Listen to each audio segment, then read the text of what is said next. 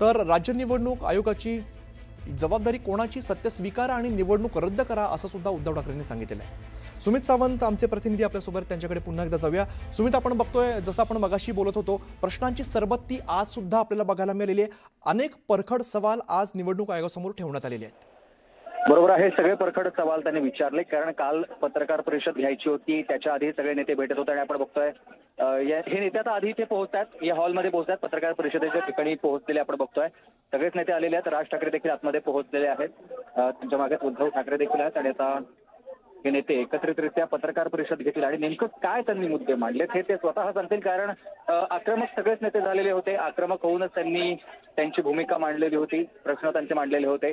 याला खरंच उत्तरं मिळाली आहेत का किंवा ठोस उत्तरं मिळाली आहेत कारण ज्या पद्धतीने प्रश्न आपल्या समोर येत होते तशीच उत्तरं देखील त्यांची येत नव्हती निवडणूक आयोगाची। काल निवडणूक आयोगानं त्या संदर्भातली प्रेस नोटच काढलेली, प्रेस नोटमध्ये आमच्या अखत्यारीत या गोष्टी येत नाही असं सांगितलं होतं आणि म्हणून ह्या प्रेस नोट नंतरच महाविकास आघाडीचे नेते किंवा संयुक्त जे इतर नेते आहेत ते आक्रमक झाले आणि त्यांनी म्हणूनच हे सगळे सवाल विचारलेले होते। आता सगळे नेते आले पत्रकार परिषदेला, इथे सुरुवात होते। आपण बघतोय उद्धव ठाकरे, राज ठाकरे, जयंत पाटील, दुसरे जयंत पाटील, मनसेचे इतर नेते आहेत, त्याचबरोबर सपाचे नेते उपस्थित आहेत, अनिल परब आहेत। आता ही पत्रकार परिषद या सगळ्या नेत्यांकडून सुरू होईल आणि त्यांच्याकडूनच नेमकं काय काय मुद्दे त्यांनी मांडलेले होते या सगळ्या संदर्भातली माहिती दिली जाणार आहे या पत्रकार परिषदेमधून।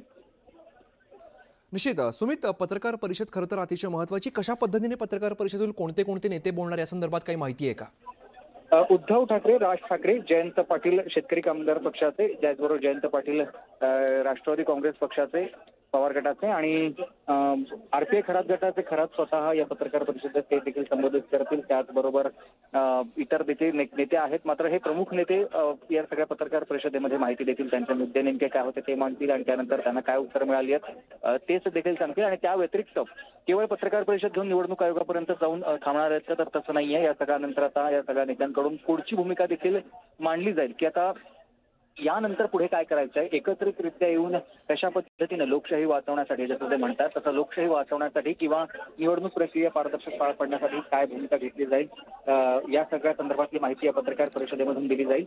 आपण बघतोय सध्या हे नेते बसलेले राज ठाकरे, त्यांच्या शेजारी उद्धव ठाकरे आहेत, एका बाजूला जयंत पाटील आहेत, दुसऱ्या बाजूला इतर सगळे नेते आहेत आणि ही पत्रकार परिषद आता सुरू होते। सुमित, खरं तर आपण बघितलं काल बैठक पार पडली, बराच वेळ चर्चा झाली, अनेक प्रश्न उपस्थित केले। आज सुद्धा असेच प्रश्न खरं तर परखड सवाल उपस्थित करण्यात आलेले आपण बघितलेले आहेत। थोड्या एकमेकांच्या अडचणी समजून घेऊन आपण पुढे जायचं।